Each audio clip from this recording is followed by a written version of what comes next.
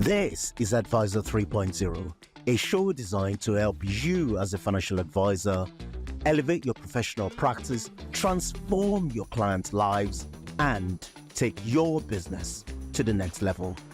I am Abraham Okusanya. Welcome to the show. Now, please allow me to do a 2-minute intro just to set the stage here. And I can barely see the end of the stage, so if I fall off, you're allowed to laugh. Let me share my thoughts with you just before we start. For 5,000 years, empires have risen and empires have fallen, but the one asset that endured, arguably, we can say is gold. Now, 15 years, over the last 15 years, we have this new kid on the block, Bitcoin, promising to fix all the issues gold couldn't fix. But this is what keeps me up at night. Since 1926, over the last 100 years, gold couldn't keep up with equities, not even close. Sure, it beat inflation, but is that really what we are promising our clients? And then Bitcoin, founded by Satoshi Nakamoto, somebody who doesn't even exist. Or was it the CIA? You're asking us to put our faith, our belief in a ghost. Is that really evidence-based investing? I'm Laurentius van den Worm, Head of Investment Strategy at Timeline Portfolios. And as you can all tell, I'm a bit skeptical. But let me tell you why we're having this discussion today. Because I think this industry needs more respectful debate. We don't need more echo chambers. We don't need more polite agreements. What we need is thoughtful, hard discussions about what we truly believe. Because that's when I believe we will really discover what's right. And that's why I'm joined by two great gentlemen today to talk about these two asset classes, Bitcoin and gold. Admittedly, these two gents, without a doubt, know more about gold and Bitcoin than myself, and that's why they are on stage today. On my left-hand side, we've got Dan Parkinson, also known as the Bitcoin IFA. We'll get to the name as well, I'm sure, Dan. And then we've got Thomas Holl. Thomas Holl, Managing Director at BlackRock, also portfolio manager for several gold strategies. Gentlemen, thank you very much. It's great to have you here with us today. I want to start this session today uninterrupted, giving you a couple of minutes to tell me your stories. Dan, I want to know why you've made Bitcoin your life's mission. Tom, I want to know why as you've stated on LinkedIn, you're a bit of a fiat skeptic, and in this part I've added myself, but a gold evangelist. So let's start with you, Dan. Tell us the story behind why you are here today, and then Thomas as well, just why you got into this gold belief that you have today. Thank you, Laurentius. And yeah, it's a pleasure to be on stage with you two fine gents. Great to have so many of you here listening live. I built a very successful career in ad tech, marketing technology. I was running EMEA-wide teams in 2019. I was very good at it. I was paid very well, and I hated it. It's essentially convincing people to click on adverts to buy shit they don't need. It's not a great legacy. So I quit that and I moved to Lebanon. I moved there for a year to volunteer teaching English and football in refugee camps. I ended up staying for 3 years because Lebanon is an amazing country. While I was there, their central bank was experiencing hyperinflation and currency collapse. On one of my first days, I exchanged $1,000 for 5 million lira. So for 30 years, the lira was pegged to the dollar, 1,500 lira to $1. By the time I arrived, it was 5,000 to 1 on the black market. 3 days later, the exchange rate fell to 8,000 to 1. So in the space of 3 days, my 5 million lira that bought $1,000 worth of stuff now bought $400 worth of stuff. I lost 60% purchasing power in 3 days. And at that point, I went back to a friend of mine, where I started going down a rabbit hole of why currencies collapse. Once you start down that rabbit hole, you end up at gold and Bitcoin. I went back to a friend of mine who had been trying to speak to me about Bitcoin since 2012. Ultimate facepalm moment. I had dismissed it as a Ponzi scheme. And then in 2018, when he finally explained it to me, I said, this is way too disruptive. Governments will never allow this. Well, guess what? While I was in Lebanon, Bitcoin was illegal. Bitcoin is still illegal. All cryptocurrency is still illegal in Lebanon. Yet the only people that weren't running around like their pants were on fire when the lira fell from 1,500 to the dollar to 120,000 to the dollar in 3 years, i.e. it lost 99.9% of its purchasing power in 3 years, were the people that were holding Bitcoin. Now, that sounds like a lot, 99.9%. The US dollar has lost 99.9% of its purchasing power in 100 years. So the only variable is time. That's how I found Bitcoin. I retrained as a financial advisor, came back here, realized that I was harming people by putting them into a 60-40 portfolio that was returning 6%. I was keeping 1%. And there is good data to suggest that the real loss of purchasing power is double digit. Right? I believe your real hurdle rate is 12% after fees, after taxes. If you're not achieving 12% after fees and taxes, you're falling behind in purchasing power. By the way, if you're not receiving a 12% pay rise every year, you're falling behind in purchasing power. Sorry to any of the business owners in the audience. You can see all the timeline employees starting to smile here. So I quit being a financial advisor and said, look, I know that Bitcoin is a net positive for society and humanity. So I'm trying to train financial advisors as a distribution model. 30 to 50,000 advisors, maybe another 50,000 support staff. So if I reach 100,000 people, I help somewhere between 5 to 10 million families in this country. Fascinating, and I believe there's a lot that we can still dive into. Tom, let's first go into your story, please. Yeah, great, and thanks everyone for coming along, and thanks everyone who's going to watch this later. My story is not quite as exciting or as it doesn't have that humanitarian angle that Dan has in Lebanon, but it's a lot more boring in terms of sort of 20 years now at BlackRock. Running resource equities throughout that.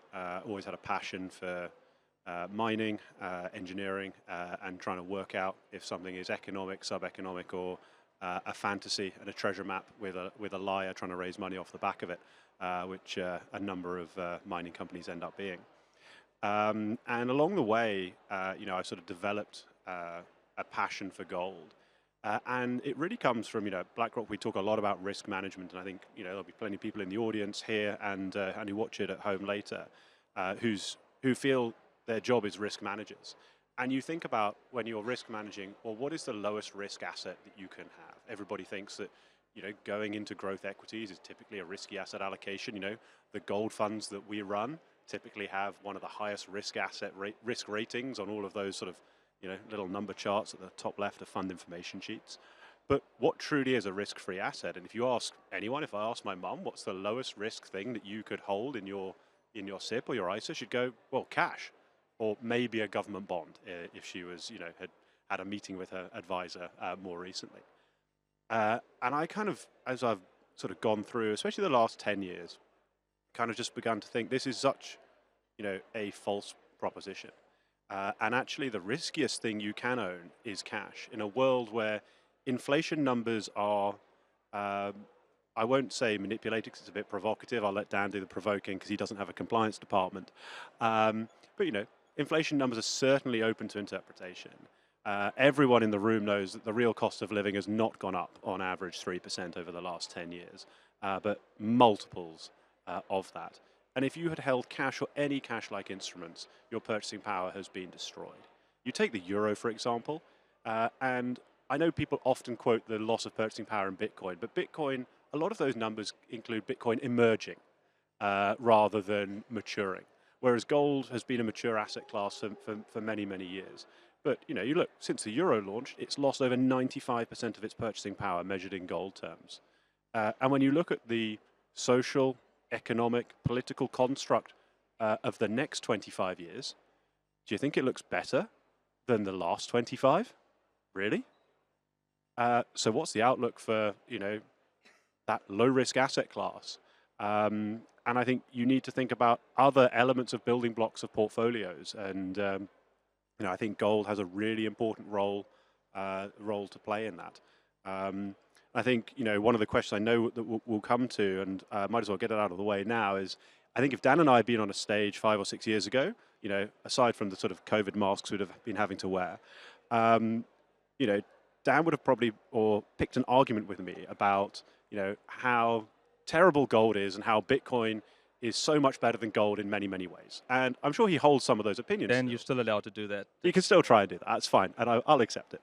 But I think over the last few years, that discussion has morphed more into, okay, there are different characteristics, but in the way that, you know, a defender and attacker have different characteristics and approach the game of football differently, ultimately you're still playing against the same enemy or the same foe. You're still trying to, Bitcoin and gold are trying to, in different ways, solve for that same problem of how do we preserve purchasing power through time whilst not just having to own equities. You know, I hope everyone in the room, you know, continues to benefit from, you know, US growth equities. You know, look at what's done well for portfolios the last 10, 20 years. Equities have outperformed. Fantastic. Hopefully it's the majority of people's portfolios. But what else do you own in the case that that doesn't work? And I think there needs to be greater discussion around that. Yeah, and I think, Tom, to drag a bit more out of that.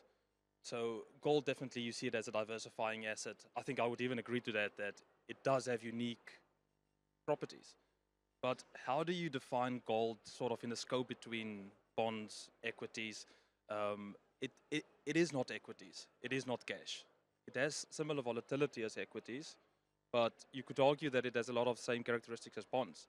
So how do you sort of place it on this traditional asset spectrum in a portfolio? Yeah, it's a great question because obviously it doesn't grow. Equities grow, your gold bar stays the same, you know, you hope. So I kind of think of gold as a zero coupon, inflation protected perpetual bond with zero issuer or sovereign risk. Let's unpack that. So you say a zero coupon, that's obvious. That piece of gold doesn't grow, nor does it pay out dividends. Perpetual, Yeah, it's going to last forever. It's going to last forever without sovereign risk. Yeah. Good. Let's carry on. Yeah, and the sovereign risk piece is something I've changed my mind on in the last, really, you know, in the last 5 or 6 years. Prior to that, I always thought of the zero sovereign risk being no one's going to default on that piece of gold. If you own, you know, gilts, if you own treasuries, there's a default risk. And, you know, you think back to the Eurozone crisis in 2011. You know, as individual countries had issues, their bonds, the CDSs on those bonds would spike. You'd see gold in euros go up on those same days. I actually think when you think about the risk of default now, unless you're an emerging market country that has issued US dollar bonds, if you're always thinking about locally denominated currency bonds, your default risk is very, very low unless you've got a political party in power who just wants to say, you know, sod the system, I'm just not paying. And so you just print money to solve for the debt that you've issued in the past. So my view on like zero sovereign risk has really changed since Russia invaded Ukraine. And you saw, you know, probably for exactly the right moral reasons, the Western system, the US and Europe, exclude Russia, Russian entities, etc., from the US dollar-based financial system overnight. And, you know, it was no coincidence that basically from that day, central bank gold purchases by central banks around the world doubled. Their run rate doubled. It's the single biggest change in the physical gold market in the last 3 years, with the exception of some of the stablecoin guys. And we can unpack that later. I do want to get into that, the stable coins and how do you actually get gold. But let's first then, your view on Bitcoin. Do you see it as an asset class that sits along your equity portfolio? How do you actually see it? Because you're talking about we need double-digit or 12% returns. Sure, if you look at the last 15 years, what Bitcoin have done, we all know it's not a secret, the return of Bitcoin over the last couple of years. It did start from zero. Where can it realistically go to? What are the risks that we need to think of? Not just volatility. Volatility forces us onto the short term, that drawdown risk. So how do you see Bitcoin as an actual asset class amongst a multi-asset portfolio? There's a lot to unpack there. Okay, so how do I see it? Volatility, okay. Let's start with the how do you see it. We can do the volatility in another question. Sure. Bitcoin is essentially a hedge against currency debasement. If you look at the times when Bitcoin has performed exceptionally well, it's during times of Fed balance sheet expansion. Right? So from 2008 to 2018, we essentially just had unlimited Fed balance sheet expansion. Another way of putting that is they were just printing more and more money. Bitcoin went from 0 to 20,000 a coin. We then had a short period in 2018 of Fed balance sheet runoff. The markets had a bit of a hissy fit about that, right? I can't remember what we dropped, 10, 20%, something like that. During that same period, when we had Fed balance sheet runoff, Bitcoin didn't perform that well. Then COVID hit. At the time, the US government owed $18 trillion in debt. That was 6 years ago. It now owes $40 trillion. Their response to COVID was to print $6 trillion. So they printed a third of all the money that existed. Bitcoin, over the next year and a half, went from $3,000 to $69,000. It was a 20x return in 18 months as a consequence of the US printing a third of all the money that will ever exist. 2022 came around and we went back into Fed balance sheet runoff. Quantitative tightening is another way of putting that. So Bitcoin on this cycle only did 7x in 2 years into headwinds of an anti-crypto government and Fed balance sheet runoff, i.e. quantitative tightening. So Bitcoin is essentially an asset that will diversify your portfolio and will drive greater returns during periods of money printing. How much of this asset do you need in your portfolio to achieve these properties that you think it can realistically achieve in a portfolio? It's a really good question. I think everyone should get off zero. Even if you're in your 80s, there is a lot of data. There is an excellent website called nakamotoportfolio.com. Highly recommend you looking at that, Laurentius, where you can essentially go and look at any asset class over any time period and add a percentage of Bitcoin, 1, 2, 5, 10. I show a lot of this in my training that shows a 1, 5, and 10% allocation over the last decade with and without annual rebalancing. Every single portfolio has significantly better Sharpe ratios, significantly better returns, and depending on whether you rebalance or not, if you don't rebalance, it's incredibly volatile, but that's because the Bitcoin now represents somewhere between like 60 and 90% of your portfolio from a 1% allocation. If you do rebalance, it has imperceptible effects on volatility. So that's a long-winded way of saying it depends where you are in your life stage. It depends where you are with your risk appetite. If you're 16 and you work in Tesco's on minimum wage, there is no way you're buying a house in this country without something like an asymmetric bet like Bitcoin. You could consider 100% Bitcoin. If you're a billionaire, you could consider 80% Bitcoin, because if it goes to zero, it's not going to affect where you moor your yacht, where your children go to school. But everyone else in between, I would say, just get off zero, 1%, 2%, start from there. There's an interesting argument to include Bitcoin on an equity market cap basis. What would that look like? And when I say on an equity market cap basis, I think Bitcoin currently about $1.6 trillion market cap. That's similar to Tesla. Tesla probably about 1% of a global equity portfolios. Will it actually have an impact into a portfolio? And also, it's easy to say over the last 15 years it did. Of course, I don't think that's surprising. We all know what Bitcoin have done. It's been a phenomenal growth asset. The world hasn't seen something like that before. But can we expect that to continue to drive something in our portfolios going forward, or is it just for the diversification piece? Okay, great question. There's two parts to that. There's the volatility, which I'll answer very quickly. And then the second part is the growth, right? Remind me of this if I forget. I think we're in an S-curve for growth. So the volatility piece. Bitcoin's 30-day average vol throughout 2025 was 40%. That is slightly higher than Apple, I think, which is 34%, imperceptible to a bunch of the Mag 7, which were 38, 39, and 40, significantly lower than Nvidia and Tesla, which were 55 and 60 or 55 and 70, respectively. It has the same market cap and essentially the same volatility. If you want to go neutral on Bitcoin, I would suggest you allocate the same that you're allocating to the Mag 7. So everyone's equity portfolio will probably have somewhere between 0.5 and 2% in each of the Mag 7. If you just want to go neutral, I would suggest you do that. Volatility thing, I think, is a very outdated view. If the Mag 7 are not too volatile for your equity portfolio, Bitcoin isn't too volatile. And a 1% allocation, even if Bitcoin's volatility was 60, 70 vol, but it's not anymore, it's still going to have an insignificant impact on the drawdowns and a potentially very significant impact on the long-term upticks, growth. That's the word. In terms of where I think it can go, we're at roughly 5% global adoption. Now, to put that in context, that's about 1990 for internet adoption. If you think where the vast majority of the internet returns were gained, it was in the Web3 explosion of the late noughties, right? So the real returns were in like the Amazons, the Googles, the Teslas, the Metas, which all had significant growth between sort of 2005 and 2015.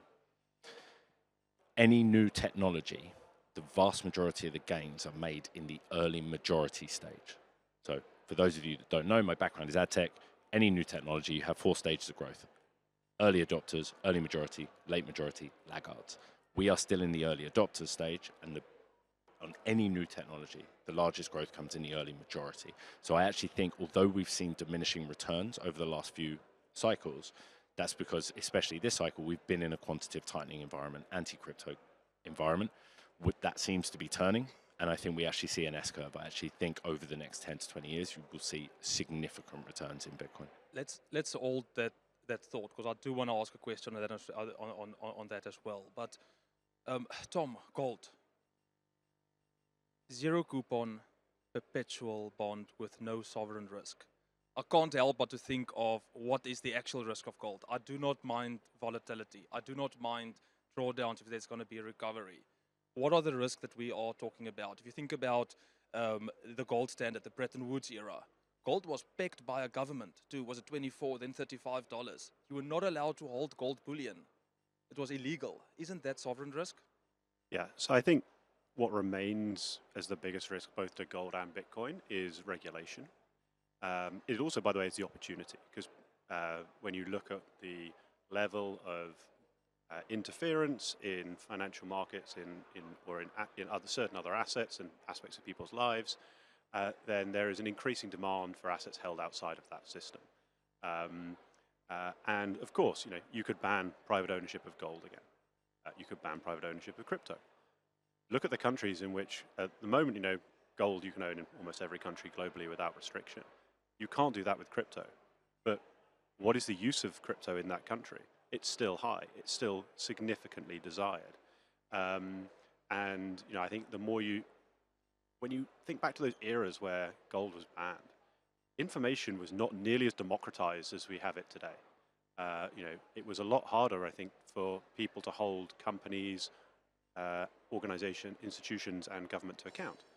Whereas today, news, social media, etc., everyone is a lot more aware about what any one individual regulation or change in law has on one's freedoms and one's restrictions.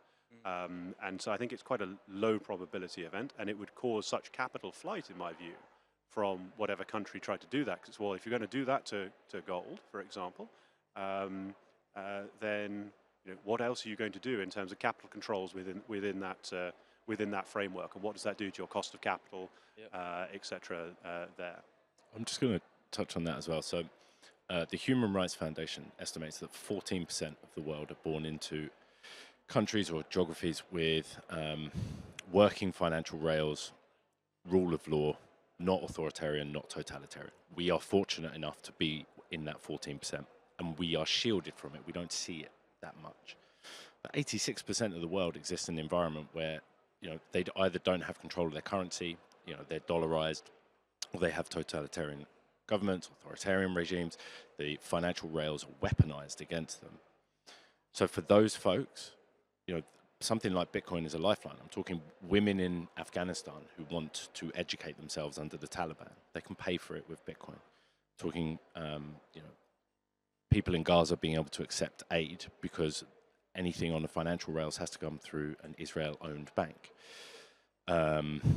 People that want to go to a protest in Russia, people that want to own money outside of the Zimbabwean pound, dollar, the Venezuelan bolivar, the Lebanese lira. So China is a great example of this. They flip-flop every 5 minutes. Bitcoin's allowed, Bitcoin's banned. We are currently in an environment where Bitcoin is banned again in China. China is still adding significant amounts to the hash rate, and people are still transacting with Bitcoin in China. On that note, so your argument, Bitcoin had its first phase, about to go into its second phase.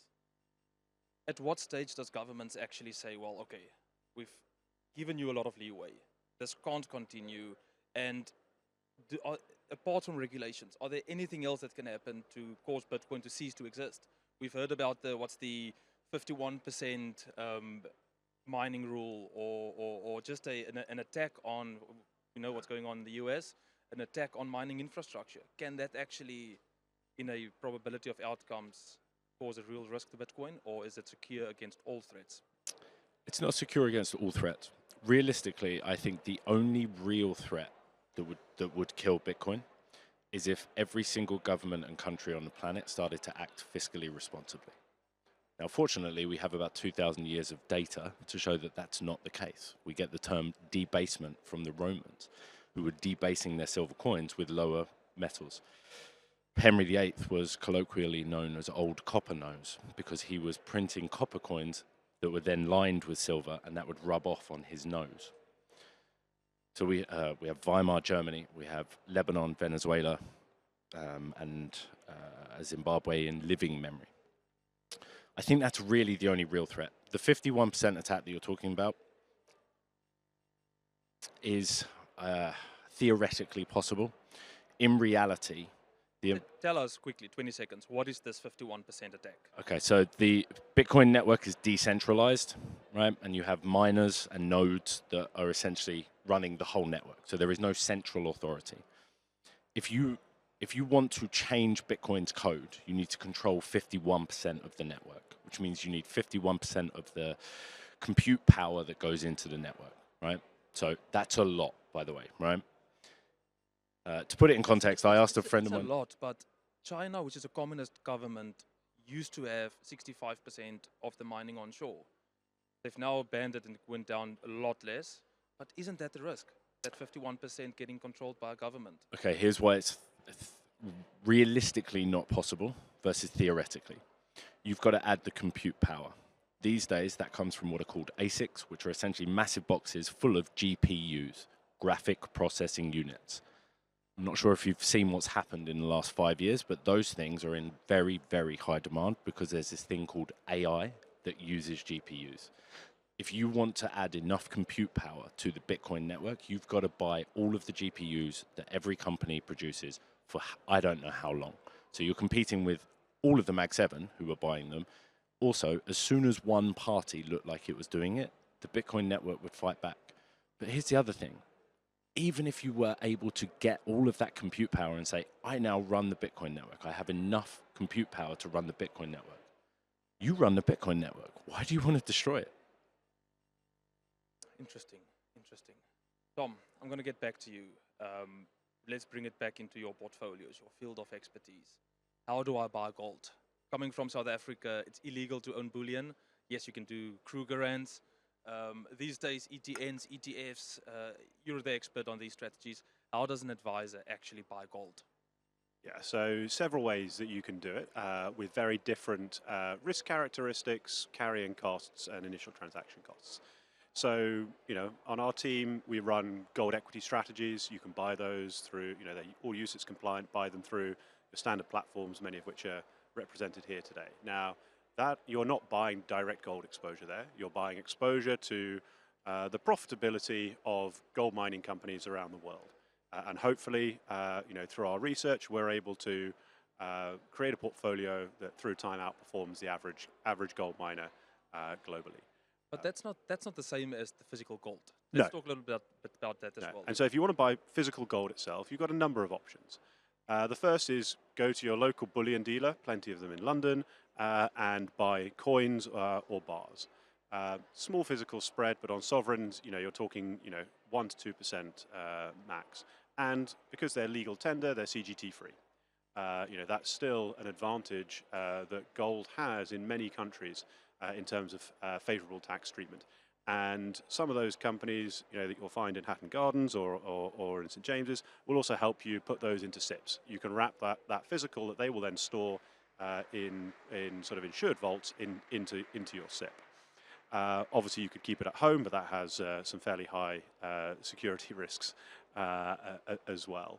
Alternatively, you can buy an ETF. Plenty of good ETF providers out there. You know, my employer being one of them. You know, that has very low transaction fees. You know, when these things were launched, they had a cost of 50, 60, 70 basis points. you're now talking of costs, almost approaching single-digit basis points. So incredibly efficient, very narrow bid-ask spreads. And the title of this session does have Conspiracist in it. There's always the conspiracy theories that these ETFs don't have the physical gold. I've been to the vaults. You can see all the bar numbers. It's audited, at least multiple times a year. And so it is representing a true ownership of gold. And you can own these in any sort of standard investment portfolio. What's really exciting, I think, because when you think about the 2000s, what changed the gold market was the emergence of these ETFs, because it created an entire new source of demand for gold, 20 odd years ago, because it was a bit awkward to go and buy physical. It had to be really long. You want to be long-term in nature with your physical, but you can be a bit more tactical once it becomes digitized or electronic, but maintain those physical characteristics. And it unleashed a wave of new demand from retail investors through to very large institutions. I think what's exciting going forward, is you're about to see the same again, thanks to the sort of crypto networks. That's where I want to get to. Are we getting a bridge between Bitcoin and gold with stablecoins? Yeah. And I think, you look at who was the largest buyer of gold last year. The central banks as a group were. But if you're looking at individuals in the second half of last year, the FT did a great article on this, was Tether. The stablecoin provider, famous for its US dollar-backed stablecoin, USDT, but they're also building a gold-backed one, as well as putting an awful lot of gold onto their own balance sheet, and that is going to bring a whole different type of investor or user of gold. It'll make it a lot more easy to be divisible. It's quite hard to divide the gold coin. If we had one in the middle here, it's hard to split it three ways. You can split XAUT and other available tokens that are all physically backed again as well. Divide that very quickly, transmit it very quickly, and I think that's going to have the potential for a really significant adoption across maybe not people in immediately in our audience here, but across emerging markets for many of the reasons that Dan highlighted. Yeah, on that one, Dan, I want to get back to you with your IFA background as well. Maybe 10 seconds, tell us a bit more about the name Bitcoin IFA, because I think that just the name itself sparks a lot of questions. But then also, how do advisors, and I'm starting to work through the questions here, how do advisors actually advise their clients to buy Bitcoin? In what product? Is it self-custody, not self-custody? And what is those risks of non-self-custody versus self-custody? Okay, you've used a very interesting word there, which is advise. I would suggest that everyone in the audience today and listening later, do not advise. You can talk about it, but it is right now still a restricted mass market investment. It's not protected by the FSCS scheme. That will change. So don't advise. That's what I'll say. You can have an informed discussion, but do not give them advice. If your client is wanting to buy Bitcoin, especially on chain, but even if it's through an ETN, I offer a service. This is a shameless plug, but you can get me in a room or on a webinar, a web call with your client, with you there as well, and I offer a white glove service where I can talk them through it. Right, but you cannot advise on it yet.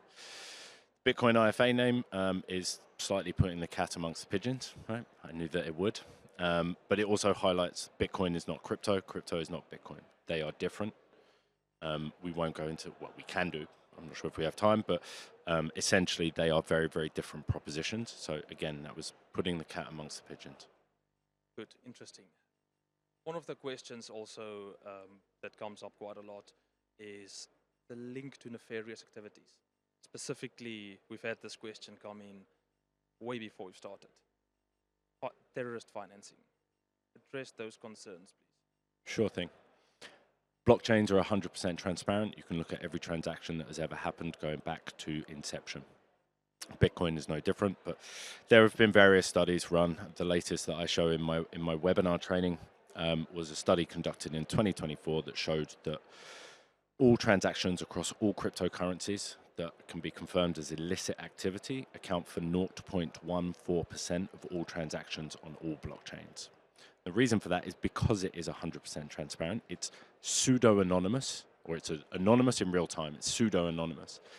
But because it creates a forever record, if you can prove that transaction was for something illicit, that is a forever record of criminality. Criminals don't create forever records of criminality. They use cash, which is why we cannot travel across international borders with more than £10,000 in cash. Because why would you? In today's modern age, what you don't need to, right? If it's not for anything illegal, send it digitally. Meanwhile, TradFi continues to see record fines, by the way, right? The largest is still NatWest in 2021, 265 million for money laundering offenses, right? So yes, any technology, any money system, anything in the world is going to have bad actors, like anything does. But because Bitcoin is, or Bitcoin and crypto are 100% transparent and trackable, we can say with certainty it's less than 0.2%. Can we do the same for the traditional rails? Interesting, interesting. And I did say we're going to find our kumbaya moment here, and I do actually agree. The ability to transact on Bitcoin, I think, is groundbreaking. Same with gold. Gold, not calling it a currency or cash, I think, is also a really interesting take. Tom, there's another scenario that I find quite challenging with gold, and that is, it is historically, there's been inflation, a good inflation edge, but you still have these periods. We've seen periods of up to 20 years. How do you explain that, where they for 20 years have not outperformed inflation? There are some very, very long periods. Should we expect it to be cyclical, and how long should those cyclical periods be? And then the same question to Dan. We've seen bear markets on the Bitcoin side getting quite long now. So how do you address those concerns? Yeah, no, it's an excellent question. And I think you have to think about, well, what else is going to be working in your portfolio at those points in time? And it's my personal perspective that over the next 10 to 20 years, nominal bonds, especially those with perception of low credit risk, are going to really struggle to maintain real returns. If you look back at when gold has not done so well, it's typically been when there's been better appetite for those type of assets, when people have been more comfortable with the fiscal prudence of those sovereign issuers.